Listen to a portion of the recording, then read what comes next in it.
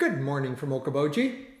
We are going today do our Real Estate 101, and the subject today is we've had a few situations where a client that's looking at a home likes the home and is in the process of deciding if they want to make an offer.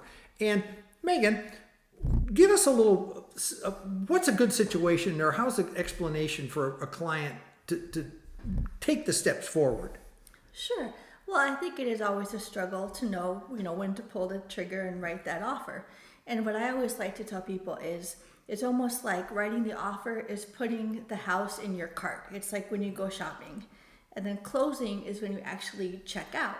So there can be a lot that happens between when you put something in your cart and when you check out. Maybe if it's a piece of clothing, you go try it on and decide, I don't quite like it, or something like that. Or there could be any number of situations like that. Sure. So, in other words, you don't have to have, as the saying goes, all your ducks in a row to make an offer. I think some people feel that, oh my gosh, I've got to have my banker lined up. I've got to talk to my CPA. I've got to make sure the home inspector, all these little things are done ahead of time. And that's not the case.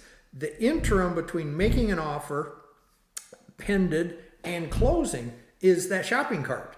Exactly. And you need to have kind of a general direction of where you're going, the general idea of the type of home you're looking for, the price you can afford. You maybe want to have those initial discussions with the banker and things like that. Maybe have a general idea of if there's a contractor you're going to want to have look at a house or things like that. But you don't necessarily have to have everything 100% in order. You can get pre-approved for the loan, but you don't necessarily have final approval until you pick a house. You don't have everything 100%.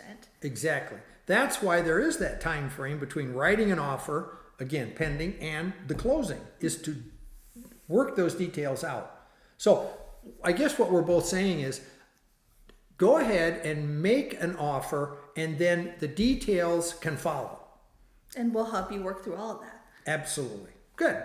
Well, hopefully that is a little better explanation of the process that you go through when you make an offer on a home. Thank you.